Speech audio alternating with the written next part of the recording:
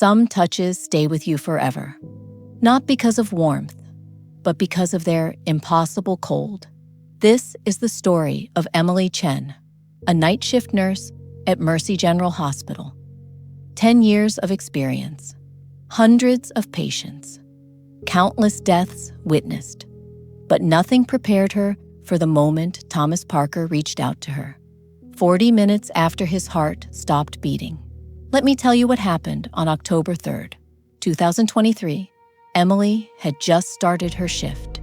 7 p.m., the familiar hum of hospital machinery, the antiseptic smell, the quiet tension that comes with overnight work in a place where life and death negotiate constantly.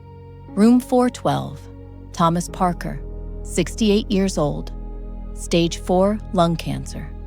The doctors had given him days, maybe a week.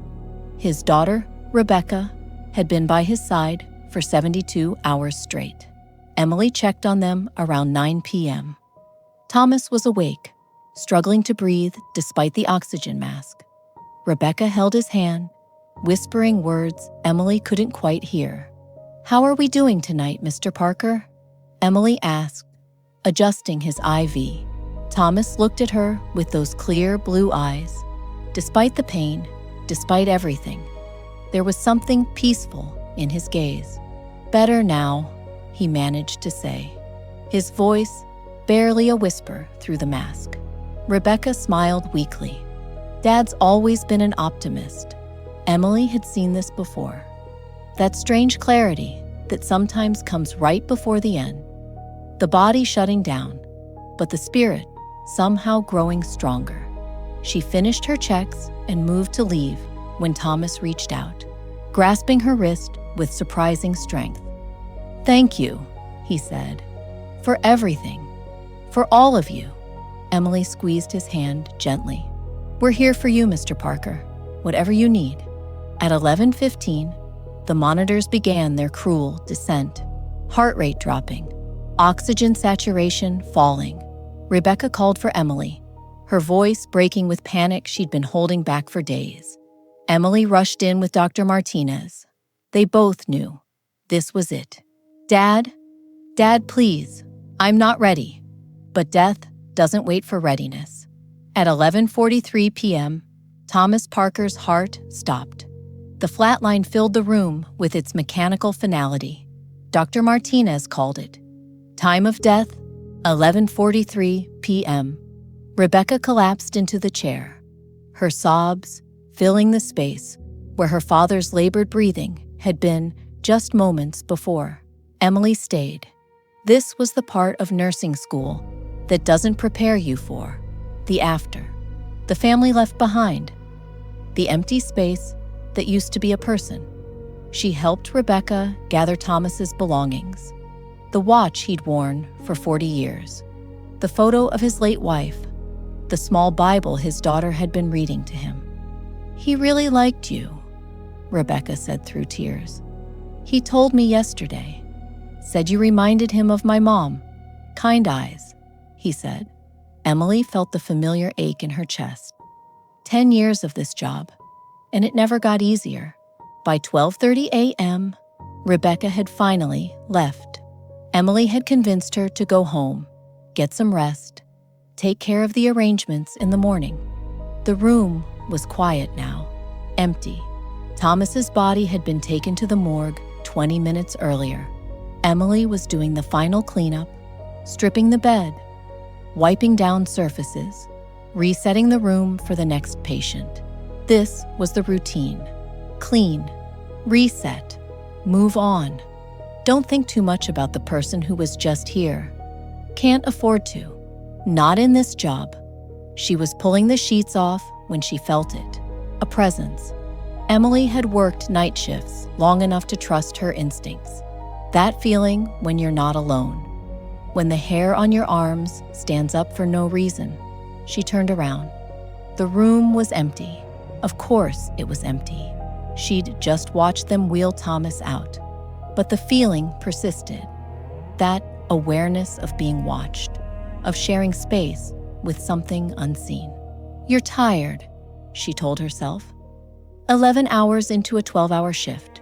Your mind's playing tricks. She finished with the bed, disposed of the linens, and was heading for the door when the room's temperature dropped.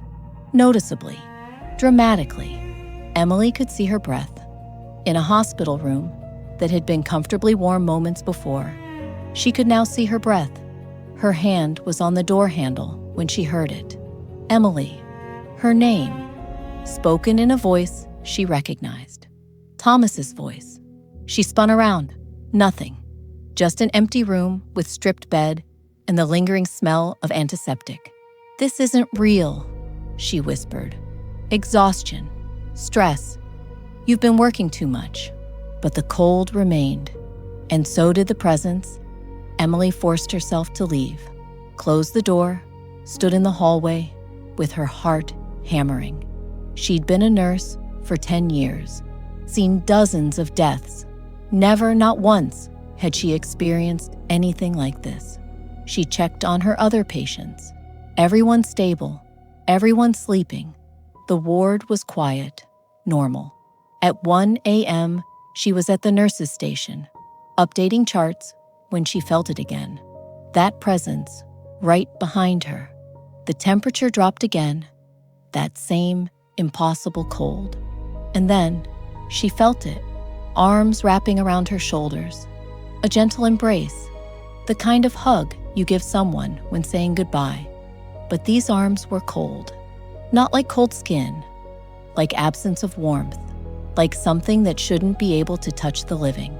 Emily froze, every nerve in her body screaming, every instinct telling her this wasn't possible. The embrace lasted maybe 3 seconds, maybe 5. Time felt broken. And then, close to her ear, that voice again. "Thank you. Tell Rebecca I'm okay. Tell her I found her mother." The cold released her. The presence lifted. The temperature normalized. Emily sat there, shaking, tears streaming down her face. Not from fear, from something else, something she couldn't quite name. She looked around. The hallway was empty. The monitors beeped their steady rhythms. Everything was normal, except nothing was normal. Nothing would ever be normal again. Emily didn't tell anyone. Not that night. Who would believe it? A nurse claiming she'd been hugged by a dead patient 45 minutes after he died. They'd think she'd snapped, send her home, maybe suggest counseling, maybe worse. But the experience stayed with her. That cold embrace. Those words. "Tell Rebecca I found her mother." The next morning, Emily couldn't let it go. She looked up Rebecca's number in the visitor log, sat in her car for 20 minutes, phone in hand, trying to decide. "She'll think I'm crazy," Emily told herself, "or cruel," playing with her grief. But the message felt important, urgent even. She called. Rebecca answered on the 3rd ring, her voice raw from crying. "Rebecca, this is Emily. Emily Chen. I was your father's nurse last night." "Oh, Emily, hi." A pause. "Is something wrong? Did I forget something at the hospital?" "No, nothing like that. How do you even begin?" "I wanted to check on you, see how you're doing." "That's kind of you. I'm managing, making arrangements. It's so much paperwork. I didn't expect so much paperwork." They talked for a few minutes. Small talk, grief talk. Emily almost let it go, almost hung up without mentioning it. But something made her continue. "Rebecca, I need to tell you something, and I know it's going to sound strange, maybe even inappropriate, but I think your father wanted me to tell you." Silence on the other end. "After he passed, I was in his room, and I felt something, a presence, and I heard his voice. He wanted me to tell you that he's okay, and that he found your mother." Emily braced for anger, for accusations of being cruel or insensitive, for the line to go dead. Instead, she heard a sharp intake of breath. "What did you say?" "He said he found your mother. He wanted you to know." A long silence. Then, quietly, "My mother died when I was 16. Dad never remarried. He always said he was waiting to see her again." "I didn't know that," Emily said. "No one knew that, except family. He never talked about it with strangers." Rebecca's voice was trembling now. "What else did he say? Please, what else?" "Just that he's okay, and that you shouldn't worry." Rebecca was crying now, but not the desperate sobs from the night before. Something different, something lighter. "Thank you," she managed. "Thank you for telling me. I don't know if you really heard him, or if this is just, but thank you. It's what I needed to hear."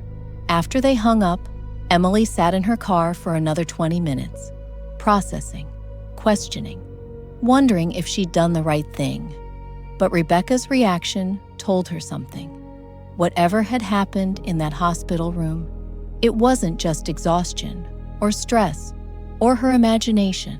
Something real had occurred. Something impossible, but real. Word spreads in hospitals, not officially, not in reports or meetings, but nurses talk, especially night shift nurses. Emily didn't tell anyone directly about Thomas, but somehow, over the next few weeks, other nurses started sharing their own experiences with her. Maria, who'd been a nurse for 20 years, told her about the patient in room 308 who appeared to her daughter 3 days after dying, walking, healthy, telling her where to find important documents. James, an orderly, described seeing a woman in a hospital gown standing at the end of a hallway. He approached to help her back to her room, but she vanished as he got close. Later, he found out a patient had died in that exact spot 2 hours earlier.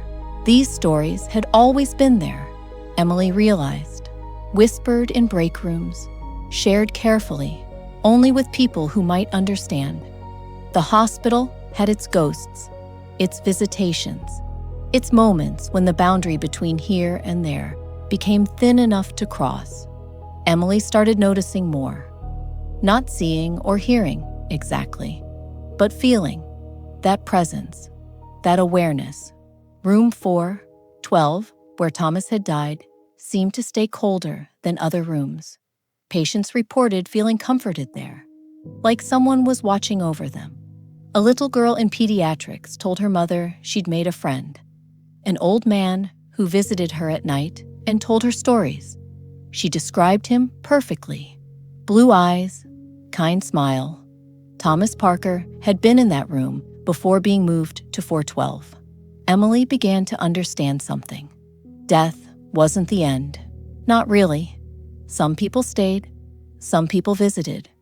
Some people needed to say goodbye properly. Or maybe some people needed to let the living know they were okay. 3 months after Thomas died, Emily was working another night shift. Same ward, same routine. She was checking on a patient, adjusting monitors, when she felt that familiar presence. The temperature dropped slightly, not as dramatic as before, gentler. "Thank you," a voice said. Thomas's voice, barely a whisper.